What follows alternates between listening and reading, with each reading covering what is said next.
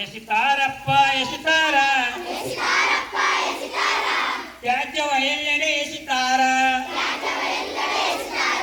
ರೋಗ ಹೇಗೆ ಬಂತಪ್ಪ ಏಕೆ ಹೇಗೆ ಆಯ್ತಪ್ಪ